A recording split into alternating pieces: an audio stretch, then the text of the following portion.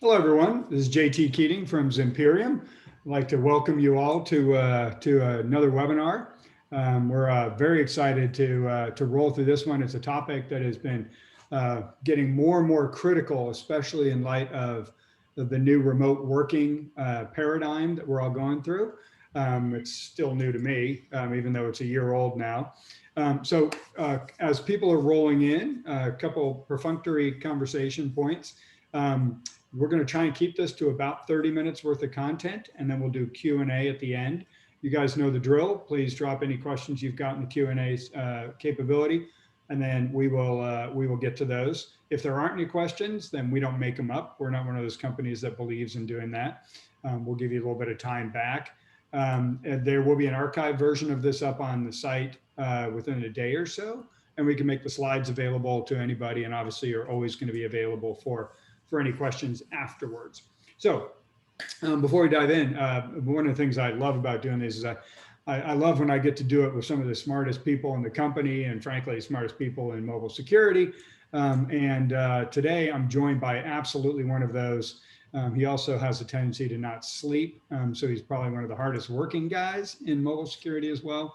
Pat Cho is our VP of Solution Engineering for the APAC region, and he also helps us with the product management on our application side of the business. So Pat, thanks for joining me. Hey, no worries, JT. Hey, everyone. Glad to be here. So let's dive in. Apologize a little bit for the buzzwords in the title, but the reality is some buzzwords are actually accurate. We are in fact going towards a zero trust world, and we're going to talk about the highest level kind of definition of what zero trust means.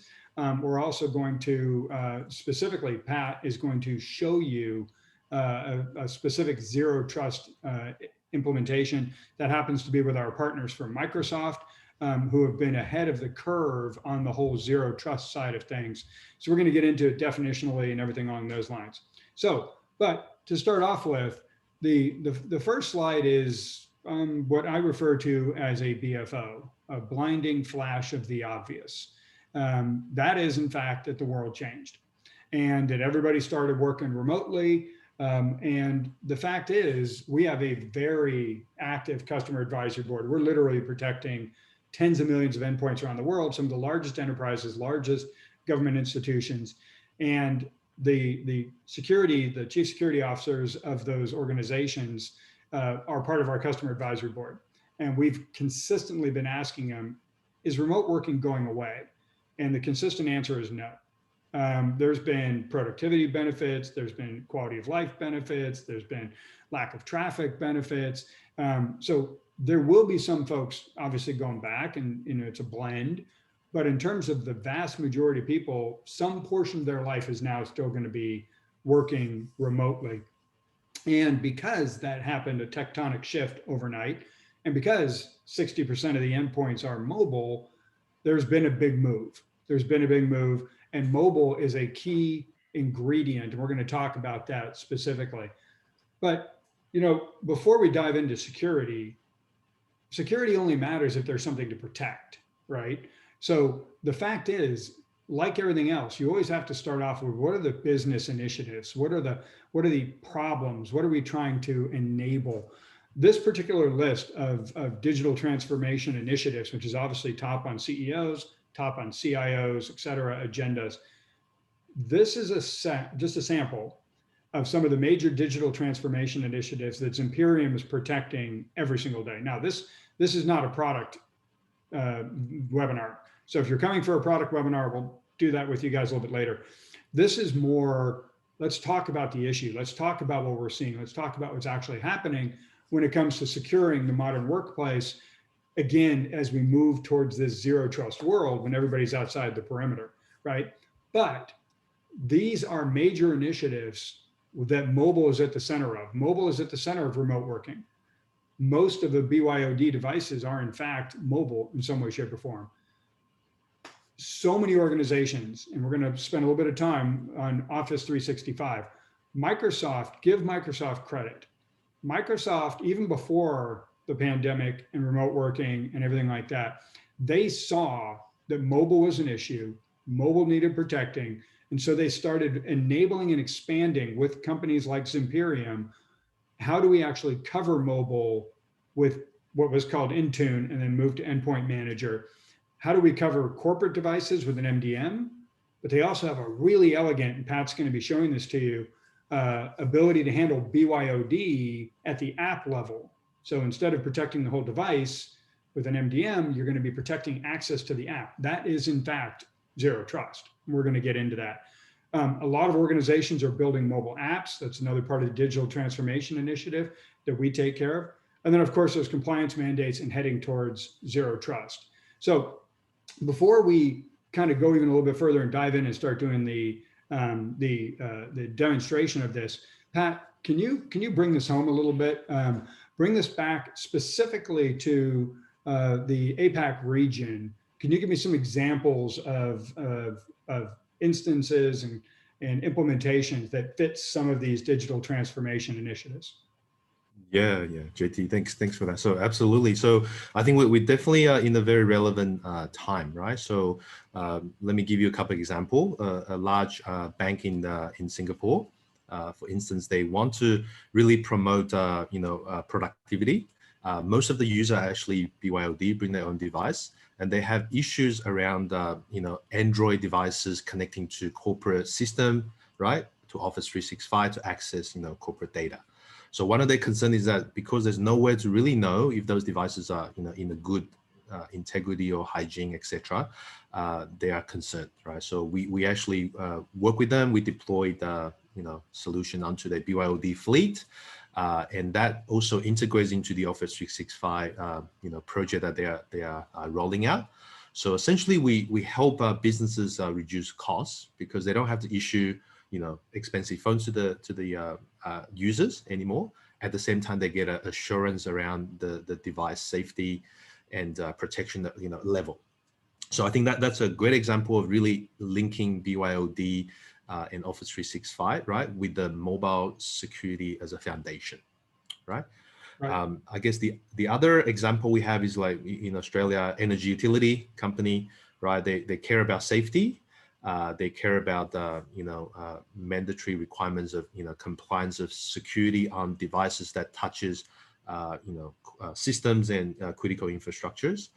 They actually did assessments around, hey, we have management and control on all our endpoints, but mobile was lacking. They already have again in this example here, they already have Intune as a device management solution. In fact, they have multiple solutions.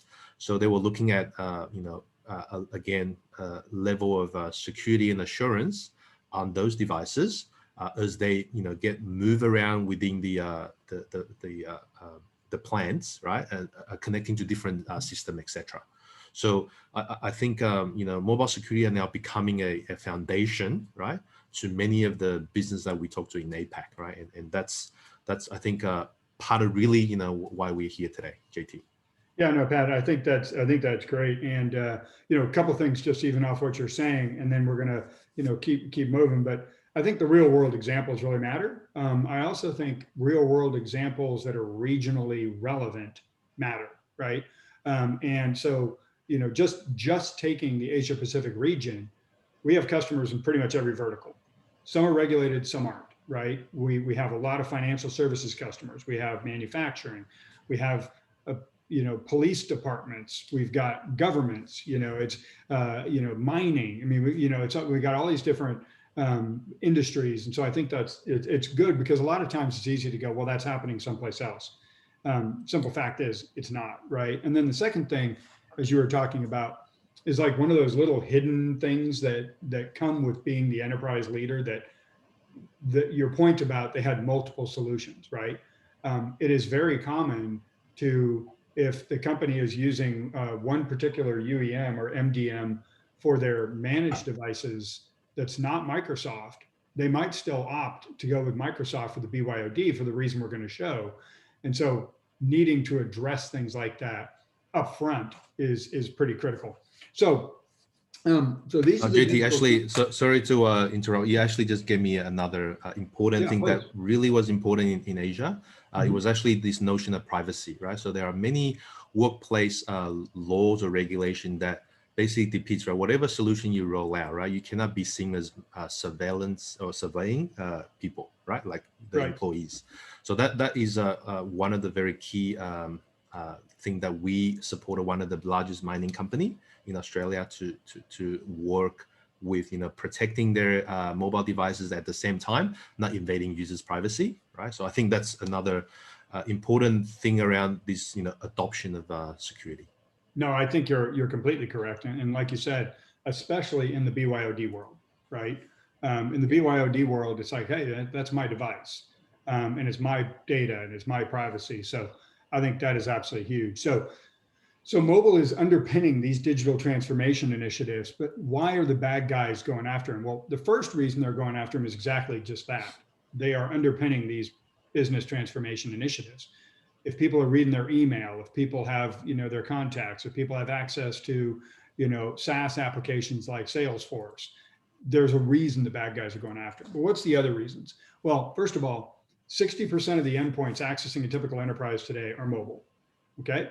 And the vast majority of those today have no protection on them. And the bad guys know that. So it makes sense, right? It makes sense to go after something that's outside the protected corporate network where the user's the admin that has no protection, that has the same access, and then leverage that. What do I mean by the same access? Well, 5 to 10 business apps per average. Those are business apps. Those are Office 365. Those are SaaS things like Salesforce or Clary or whatever the case may be, right? And then there's also 80, on average, 80 apps. So there's 5 to 10 business productivity apps, but there's 80 total apps. You might say, well, why does that matter? Well, as if you folks might have seen a couple of weeks ago, just as an example, we did an announcement from some discovery work we did on the app side of our business, where a huge percentage of mobile apps, traditional, legit, perfectly acceptable mobile apps, have unsecured cloud storage, as an example, where all of the data is wide open. So even though there's legitimate apps on there, you need to know, are there security or privacy risks in those apps? And the more apps on there, the bigger your exposure, right? And then the other reason that mobile needs protecting is they're being used as digital IDs. If you take multi-factor authentication, for instance, if I've compromised Pat's mobile device, it sends a text to Pat's mobile device. I am Pat, so I can actually use Pat to leverage in another way. So mobile is underpinning those initiatives, but they are at risk. Well, what are we protecting you from? What do we need to do? Because this is what Zimperium does. We protect enterprises against mobile attacks, and we do it in two ways, on endpoints and in apps. Right now, we're mostly talking about the endpoint side, but who are we protecting you from? Well, at the highest level, again, this might seem a little bit obvious on the first part, but maybe not the second. We're protecting you from attackers, clearly. We're going to talk about the nature of the attacks, and then we're going to get into the demo here in a second. But we also need to protect you from your employees. Employees make a lot of really, really bad decisions, and employees are the admins on mobile devices. So if employees have always scared us when they were inside protected corporate networks, what happens when all of a sudden now they're actually outside of the network, connecting to whatever Wi-Fi they want to, not updating their devices, all the rest of that fun stuff, right? So we need to protect enterprises from both. But what are the vectors themselves, right? There's a time-tested law in security that is persistence. The bad guys, for as long as they've been going after any device, they want to be persistent for as long as possible. They have made their investment. They need to maximize their return. The only way to be persistent on mobile is to actually compromise the device. Because apps are in containers and all these other rules, the only way to actually do it is to compromise the device. So device as a goal is the actual endpoint that we're going for. Then there's 3 different ways that you can actually go about business, some of which can steal from you directly, some of which can enable this ability to compromise a device. The obvious one everybody talks about is malicious apps, right? Malicious apps are interesting, but the vast majority of the malicious apps that we see are actually designed for fraud. we've been in business to protect enterprises from the very beginning. We know the bad guys are good at what they do. They're bad dudes, but they're good at what they do. So when we first started, we had to think about what is the most logical way, the most efficient way for an attacker to go after an enterprise. Apps are really not it. Apps are something we have to deal with. They can deliver an exploit. But if I'm a bad guy and if I'm targeting XYZ Bank in Sydney, dropping an app in the App Store or the Play Store and hoping somebody downloads it that's an employee, there's a bad business model. And that's not what the bad guys do. That's not their thing, right? So another vector is phishing. That's much more efficient. It's much more direct. Everyone knows, 90% of breaches start with a phishing attack. Well, 2/3 of corporate emails are read on mobile. And then mobile has other vectors that are not in line in email, which is where all the corporate anti-phishing protection is, like SMS, Messenger, personal email. All of those are totally outside of the control of normal protection, but can lead to a device compromise and are much more targeted than the app side. And then there's network attacks. The dumbest thing about a smart device is that the device introduces itself to the network, not the other way around. So it literally just, your phone just walks up and it meets a new Wi-Fi, and it's, it's like somebody in the dating scene, it's like, hey man, are you Starbucks? And it's like, all it has to do is go, yes. And it compromises the device, right? Pat mentioned the privacy implications, and that's going to come up here in a second.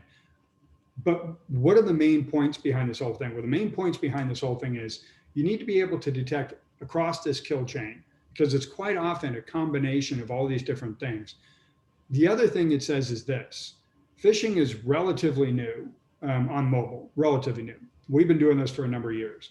So between network and apps, in terms of how do you deliver an attack most efficiently against XYZ Bank, like I was talking about a little while ago, it's way more efficient to set up a fake Wi-Fi network or do a man-in-the-middle attack right by the headquarters of XYZ Bank. So quite often attacks will start with a network attack. Now it's a little bit different in the COVID world. Phishing is rising, network attacks settling a little bit because people aren't moving around quite as much, right? But when the bad guy owns the network, the first thing he can do is cut off any cloud-based detection, which is why we architecturally said, we're going to do all of our detection on device. So not only though, when you do all your detection on device, not only can you survive when the bad guy owns the network, to Pat's point, privacy. We don't have to take any data off the device if we don't want to. And then there's other benefits, like we can operate on any cloud from our management console. So we're the only guys that can operate on Azure, for instance. So another reason that we really like the Microsoft guys. So Pat, any additional thoughts or comments on this part before we kind of dive into the zero trust side of it? No, it's perfect. Okay, perfect. So we got these 4 attacks. You need to be able to deal with all of them. We already discussed kind of why it is. Gartner has termed this new approach of being able to proactively detect these threats mobile threat defense. If you're familiar with EPP EDR on traditional endpoints, MTD is the mirror, and Zimperium is the worldwide leader in enterprise mobile threat defense. That's what we do, right? But recently, so that kind of frames up why you would want it. And the reason those are 2 different markets is because of the architecture of mobile. The fact that the operating system is locked down blinds all the EPP EDR solutions that are used to hooking those solutions, amongst other things. And so this is Gartner's view. But Pat, can you actually talk also about the NIST view? This is relatively new, and kind of explain a little bit about what the publication is and about this chart. Yeah, definitely. Thanks, JT. So this is actually a publication that was released recently. And by the way, NIST has been doing a lot of setting the standards for how government agencies should harden and best practices around security procedures controls. And they actually have 2 sets of document, one on the managed devices and the other one recently just released is around BYOD. What's really interesting and kind of resonated, during the last couple of month during the pandemic, is that a lot of the company, first thing it happened, right? They want to support remote working. They went ahead and got the VPNs set up, right? That has the enough capacity to allow all the traffic on mobile devices to be tunneled back to the company, to the enterprise, where all the potentially applications and a lot of them actually are going back to the enterprise and then go out to the cloud again, right? For instance, Office 365. Right, so that's kind of the first approach. The second approach, a lot of the company started adopting, is that how can I, give access to mobile devices on the BYOD device more effectively? So there's this notion of a containerization, right? So the MAM approach versus the MDM, the managed device approach, and I think what I really want to highlight here, right, is sort of overlay that back to what JT has mentioned, right? So remember, there are 4 attack vectors, right? Device, network, applications, and phishing. So even though your network is secure in the way you're tunneling the traffic back, your device still needs to have a set of detections and monitoring capability, because of all the things that could happen on the device, right? Which is not actively being monitored by, for example, the containers. Also, the guideline actually talks about application having excessive permission.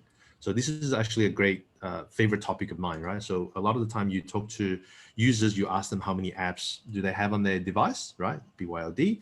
And you also ask them how many apps do you think have access to your camera, right? To your access to your photo album, to your contact, perhaps. And then they started to be unsure. And then I'll ask them the question, right? Why does a flashlight application or one of these utility application have access to your locations and from contact list, right? So you start to get into those details around, apps have, permission. And think about in the context of BYOD, right? These apps can take information out from the device. Also, if your device is compromised, your VPN actually opens up the gateway, right, to the backend system where you try very, very hard to protect, right? So the really the lesson learned here and the recommendation we have to a lot of the enterprises thinking about BYOD, right, remote working, etc., is really looking at this device and have an endpoint security protection to really help you address all these concerns that the document have listed, right? And I think, JT, the best thing is this is actually a reference architecture that Zimperium was part of, right, working with NIST. Yeah, no, that's perfect. That's perfect, Pat. So let's get into the demo. So guys, again, this is not a product presentation, but it'll help when Pat starts to show this to you that Zips is our MTD solution. That is the solution that actually runs on device, detects device network phishing, app attacks. It's got the advanced app analysis to be able to figure out some of the issues that Pat was just talking about in terms of elevated privileges or inappropriate privileges within the apps, et cetera. Works in iOS, Android, and Chromebooks. We talked about zero trust, right? Well, zero trust and conditional access for Microsoft. Microsoft, as I said, they've been ahead of the curve for a while. If you fundamentally simplify down zero trust, and Pat was talking about the NIST as a framework, and legitimately, that's kind of what zero trust is too. Zero trust is an approach. It's a framework. It's not a product. There is no like one thing that magically gives you zero trust. But if you kind of bring it down to its core, zero trust is basically saying, okay, I want to assess what's happening with the user, and I need to have some kind of a trust level and attestation around the device. And then I'm going to enforce action based on the risk of those two things. So conditional access from Microsoft, which Pat is going to show right now, is a form of zero trust. We mentioned that Microsoft's been ahead of the curve. They have an MDM solution, mobile device management, when you're fully managing the whole device. But they also have a mobile application management solution. The difference between the two, MDM first of all, you have to go through the Apple and Google disclaimers of this app can see everything on your device, and it's got the ability to wipe it clean, all the stuff that scares people. When it comes to the MAM side, what it's really doing is it's not, again, trying to protect the entire device, but it's basically assessing what is the health and what is the risk of that device and then deciding whether or not to give you access to applications. So it is very much and literally a zero trust example. So Pat, do you want to spend a few minutes? I'm going to Yeah. stop to actually show Sure. the conditional access with Microsoft as an example of zero trust. Sure. Can you see my screen? Yep, perfect. Right. Awesome. So I wanted to take you guys through a very quick walkthrough, right, of how simple it is to really enable. If you're already using Office 365 in your environment, perhaps they are already deployed to your mobile devices. Perhaps you don't know about this little tip that you can enable easily to enable that layer protection, right? The attestation. So what you can see here on the right is the endpoint manager console that, if you're familiar with the Microsoft management environment. So for us, rather than managing the device, we're only going to manage the policies of the applications, right? So we're going to go into the apps section and we're going to just simply click on the app protection policy. So this is the location where you can actually apply configurations and settings. So I'm going to take an example of iOS MAM policy. So if we go into this policy that I pre-configured, you can identify a list of applications that you want to apply these restrictions, right?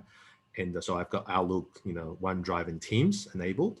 If you go into the properties, these are, nothing new from Microsoft protection standpoint. So you can actually look at a lot of the configurations around device, data protection policy, whether you allow copy and paste. So this is all the features that the Microsoft MAN container offers.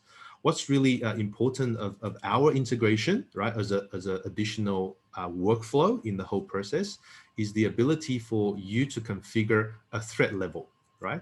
So essentially this allows, before application like Outlook or Teams be launched, Zimperium application can be made as a required workflow as part of the process. And we'll see that in action as well, right? So it's simply of configuring this. Once you have done this, you apply to the group of users in your Active Directory that you wanted to apply this policy. Your job is done on the configuration side, right? Now, the next thing you will do is you will go to the Zimperium console, right? So I'll quickly show you that, right? So you be able to go into the management configuration, apply integration.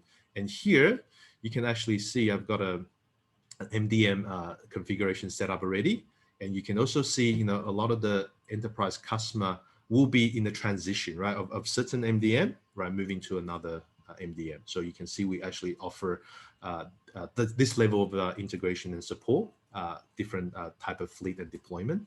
So within the Intune setup here, if I just show you editing, so we'll configure our integration into the Azure Active Directory together with your portal.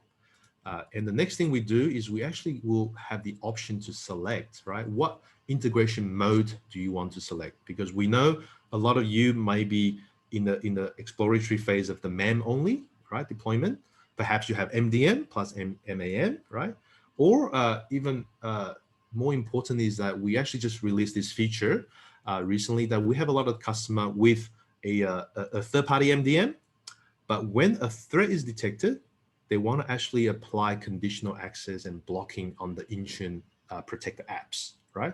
So we're actually the first, solutions on the market today that allows the same security agents or monitoring app to be able to apply actions on both platforms, right? So we're going to that. I'm sure JT will have a different, session to deep dive to it, but we're just going to show you how we can just select the configuration. We'll go into the next phase. We select the group, and then the simple two-step is done. Now, if you look at the right-hand side, we have a device. So this device actually have, it's a MEM-only device. It doesn't have any management. So it's got Authenticator installed. It's now going to download Outlook, right? Like most of your users, right? They're now required to get access to their email. So they download the app. Let me see if I can speed this up a little bit. Okay, and what we have done just on the right-hand side here, right, is actually apply the configuration and the protection profile to this or a set of users, right, when they are launching the application. Sorry, I think I just accidentally pressed the pause button. There we go. Let me just move on a little bit. And I think that's key, Pat, to this entire thing too, is enforcing security protections in order to get access, right? I think Absolutely. it's a Yeah. critical component to this whole thing. Yeah, as you see through this, the important part we have done is really to reduce the friction, right? So you can see the users need to register themselves to Outlook app, right? And then a profile or policy has been applied. And you can see, here, because the user does not have the Zimperium mobile security application installed and activated, right? The Intune server is basically saying, hey, you're not meeting the company security standards, right? You actually need to go and proceed to download the Zips application, right? So you can see how this workflow can really enable adoption, right? Because I think the biggest thing we see is that if you tell users to do 5 things and they have to, click on different things and check email, they never get done, right? But now you're actually allowing them to authenticate, the native way, right? Using authenticators, they're able to log in to the Zips application, right? All without password, without, really worry about, hey, is this configuration right? And then as soon as the activation is completed, the users just have to accept, notification, certain permissions, right? Here, once it's done, Zips essentially will detect and do a scan on the device and report the device status back to the Intune, right? So now when the user launches the Outlook application, they are now able to pass through that. So now you can see the user does have to authenticate, I think because the session has timed out. They'll sign into the Outlook, and then you can see the Outlook has now been set up, right? Now they have the apps. We've detected that, the device is okay. There's no active risk, and, they proceed to access the content. Now, I wanted to quickly show you another example. This is where, when users on the BYOD device, right, they can remove application at any time, right? So as soon as the user, maybe accidentally, maybe intentionally, remove the Zips application, you can see here, immediately, right? If they try to access the corporate resource again, we will block the user from accessing that, right? And this is really the great integration Microsoft have done to really protect this BYOD use case.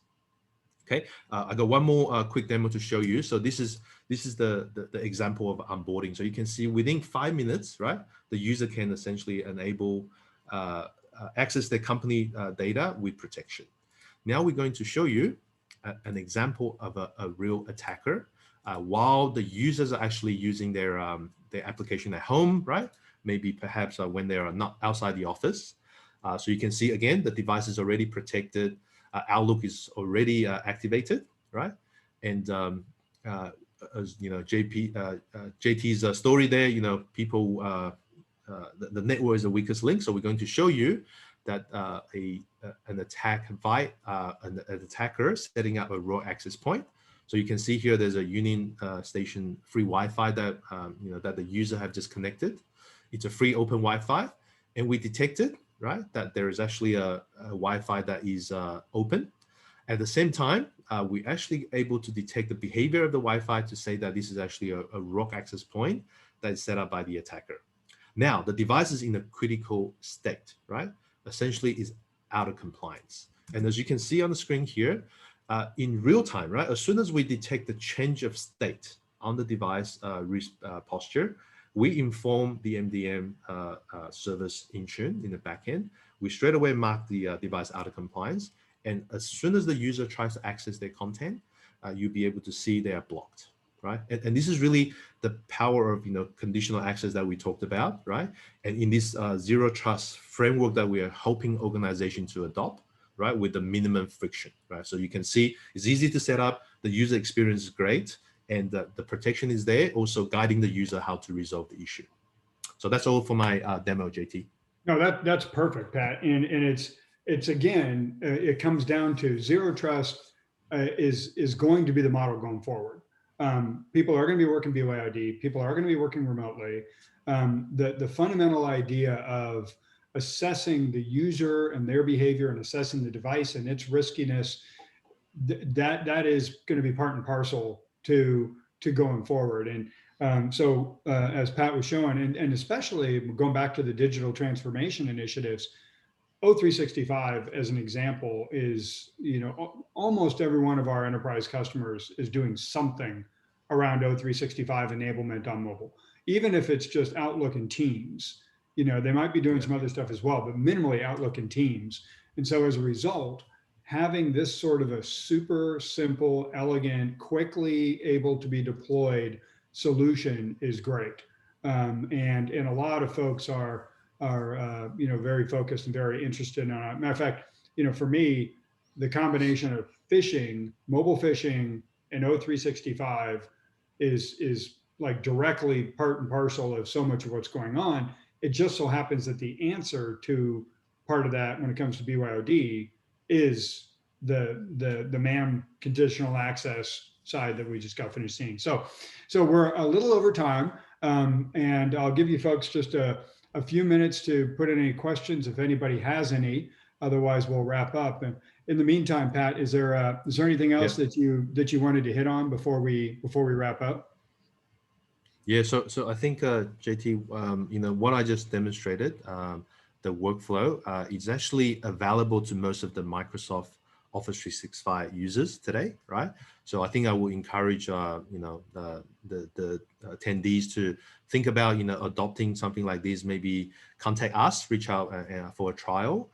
We can show you how easy it is to set up. In fact, you will set it up, right? We don't really have to do anything, but we'll walk you through how the policies and configurations and actions, etc. Right? So I think that's the only thing I want to leave it to the team. And just within the APAC region, JT, we are seeing really a lot of the adoption for Office 365, right? In general, like Australia as a market is a great, I think there's many early adopters. In fact, when everyone else was talking about Office 365, Intune management, the enterprises in Australia have started, deploying that, right? They were the first in the world. So I think, it's also a good time to look at how they can, up their levels of protection, looking at what NIST is recommending, right? Look at what, those attack vectors, whether you really have visibility, because most of the time, the response is that I think we are okay, right? But it's really difficult to measure that and manage the security and risk without those visibility. Yeah, So no, that's all from my side. No, I completely agree with you, Pat. And one of the things that we can also make available to folks is we actually have an MTD maturity model. It's literally again, part of being the enterprise guys is we know that it's more than just the technology. Pat was talking about deployment and some of the issues, or privacy, and some of the multiple MDM MAM combinations. These are things that we have experience in because we have enterprise customers around the world, right? We've seen from all of our customers that they go through a maturity model, starting with visibility. To Pat's point, step one is you got to turn the lights on.